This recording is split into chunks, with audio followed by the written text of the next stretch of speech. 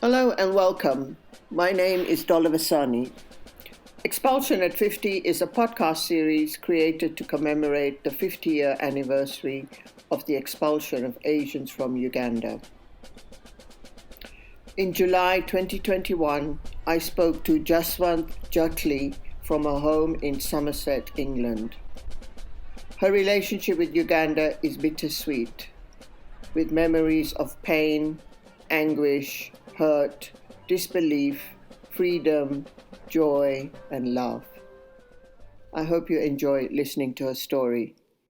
My generation have gone through such a horrendous time that we have put everything in a little box, in a Pandora's box, and we don't want to open it. And I don't know when we're going to open it. And if we don't do it at the 50th anniversary, when are we going to do it? So this is the time to do it. This is the time to record it. And I would like my children and my grandchildren to know where I came from and the experiences we had. It's not what I've experienced, it's the hurt and the sacrifice my parents did. I think that hurts me more than anything else. Honestly, what they've lost in terms of finance, although they always said that finance is not important, but their life's work, their whole life's work. But we do have to tell this story. What Idi Amin did was wrong. I mean, how can one person, one man, have the power and authority to take away the property and oust 80,000 people from a country? How the hell was he allowed to do that? Where do you get such power from? How dare he? How dare he do that to us? How dare he do that to our parents? Well, first he gets the power, enjoys that, and then it's greed. And then obviously when people take away things from you, they are fearful. They're fearful that you will come back and the whole thing will come back to hound them. And so he murders all about his tribes or whoever he could get hold of. How dare he? Our children need to know what we've sacrificed and where we've come from.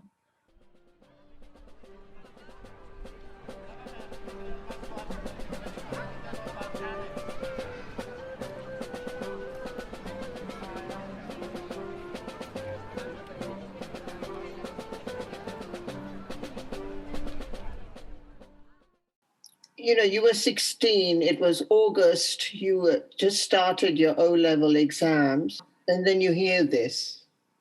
You were old enough to remember it, huh? Oh, I remember it all.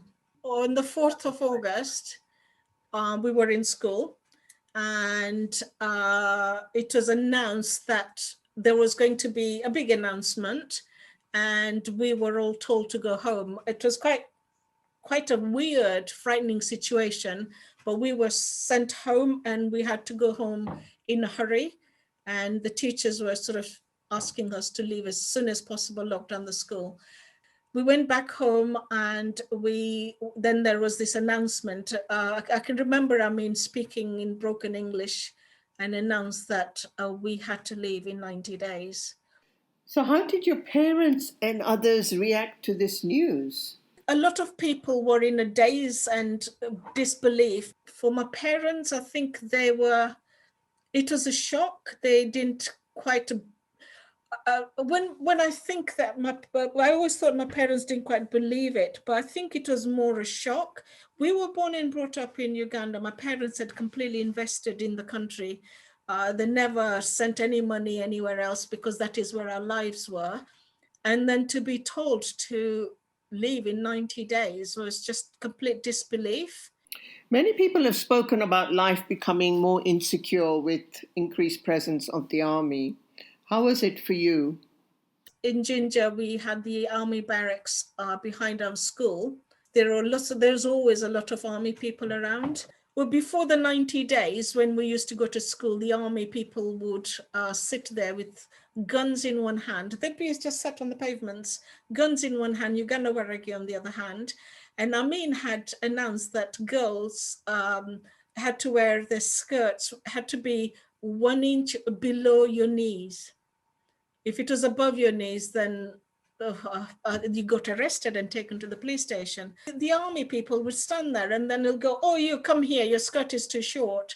They'd touch your legs and measure your skirt to make sure that it was below your knees. They'd run around in their jeeps really slowly, and then if your car overtook them, that was a crime, and they'd stop you and then they harass you and abuse you.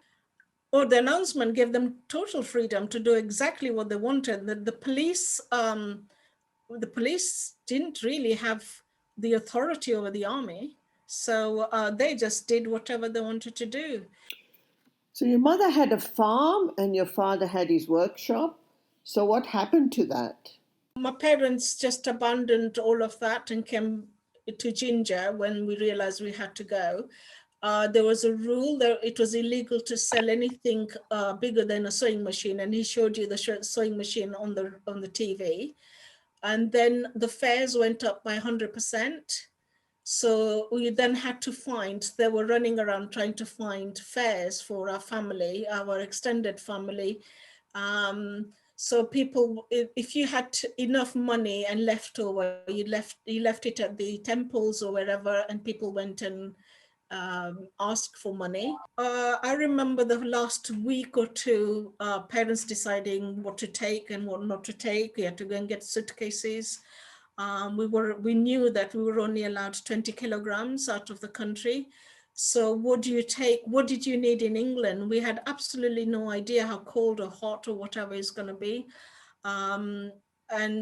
We knew by then from word of mouth that if you had 20.1 kilogram in your suitcase, they would open that particular suitcase and take whatever they wanted. So I remember my parents weighing suitcases and then locking suitcases. We were running around really frightened. You couldn't go to the shops. There were army people everywhere. They were drunk, and it was just harassment, scary, frightening. It was an awful, awful time. You couldn't sell anything. We were asked to make an audit of everything you owned, write it down on a piece of paper, put your keys for your house, your farm, your workshop in an envelope. And then you took the envelope on the last day when you left. The last thing you did was take the envelope to the local police station. It's October 1972. You close up your house in Ginger. And then what happens? Arrived in Entebbe, and every single person that went through your suitcases, so the queues were massive. And there wasn't any drinks or food or whatever. And so they'd weigh your suitcase, and if they felt that you probably would carry a lot more stuff or something in there that they would benefit from, they'd open your suitcase, take whatever they want. You couldn't say anything. You were guns pointing at you. So I was the only person who could speak English because my big brother couldn't come and my younger brother was in England. So I had 20 passports for my family and for my extended family.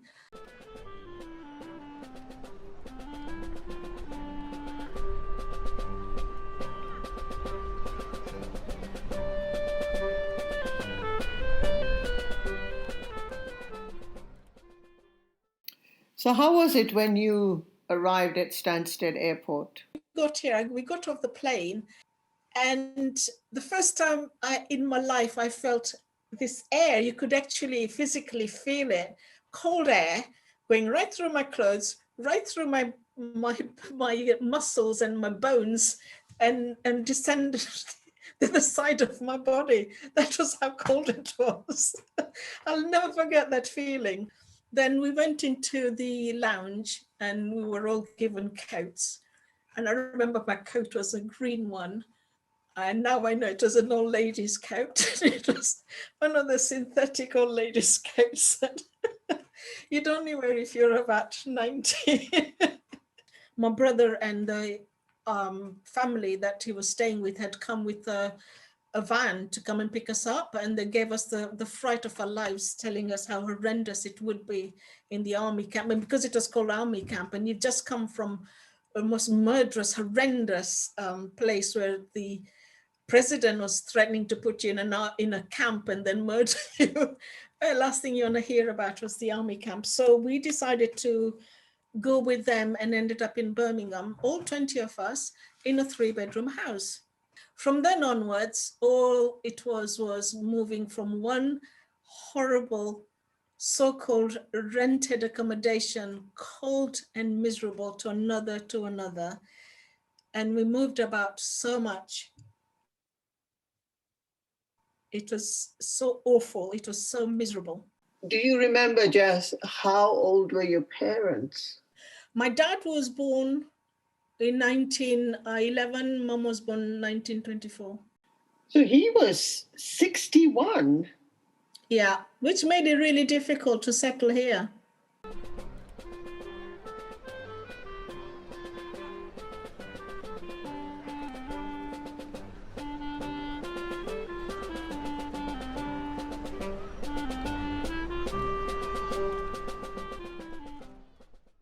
Our parents' generation really suffered, and so to them education was really important.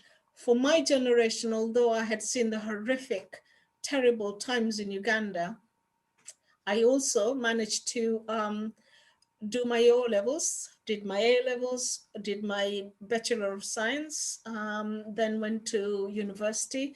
That bit was hard because to do my PhD, I had to go to live in Leeds, and being an Asian girl on my own, there was quite a lot of opposition from my brothers and my dad. But my mom stood up for me, and I finished my PhD, worked as postdoctoral research fellow, doing cancer research. And then from there, got married, had kids, and then we wanted to move. So we moved to Somerset. So, working as the manager of the Sydenham Children's Centre, I believe, Jazz, something special happened to you in 2010. I was recommended for an MBA, and I went to the palace, and the Queen presented me with the MBA. So I guess I've done really well, and I couldn't have achieved that in Uganda. Yeah, I know. Well, congratulations for really seeing it through and for being so tenacious. Huh?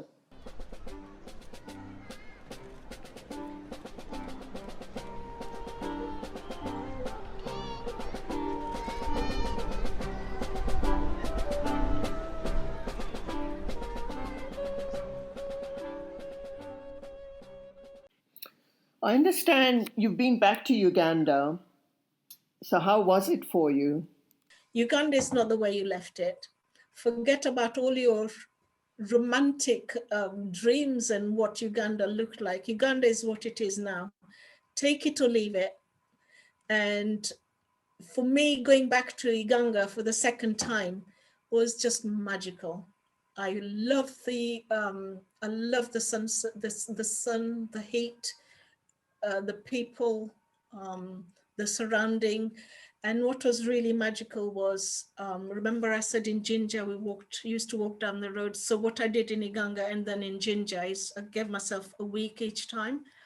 And I just walked up and down those roads I used to walk. And that was something I really wanted to do. That was in my bucket list. So I've done that. I walked every single road and visited every single place I knew. There's a lot more I need to do in Iganga, so I will go back. Definitely. I needed that.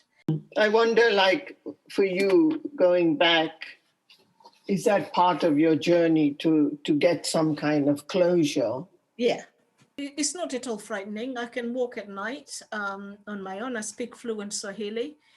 And people are really friendly. Just talk to them and they're really friendly. What they find really weird is an Asian woman, obviously doesn't belong there because the town is small and she doesn't belong there, walking without a guide or anybody, just wandering around. And yeah, interesting. Okay, and what does that closure mean? What does that look like? I think it took me about a year to realize that this wasn't just a nightmare. This is for real. And then you have these dreams about what it was like, etc. And you do need that closure. Although you don't, even if you don't open up to the horrors of leaving Uganda, you do need that. I personally needed that closure. Yeah, so it's interesting that, you've been back several times and each time there is a different experience. Closure is not a destination, I don't feel. No. It's a process. It's a journey of. It's a journey. So you have a desire to keep wanting to go back. And Oh, yes. What is that about? So where do I belong? How do I have a closure? Where is my home? Where is my home? I don't know. The closure was trying to identify if that was my home, and it isn't. So this is my home. England, I've made England my home. My children live here. India isn't my home. I don't know it. So I think that was the closure, that Uganda was my home. It no longer is. It did whatever it did for me.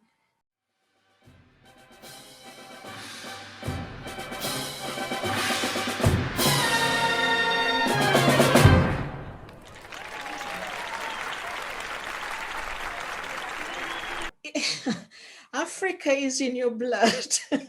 If you're born in Africa, it is in your blood. It is home, although it isn't. Yeah, there is something about the climate. It really agrees with me. Give me Matoke and Vuruga and I'll be the happiest person in the world. That would be absolutely amazing. And there's something about it that attracts me. I don't know what it is. That's really beautiful, Jazz. It is what it is, I guess.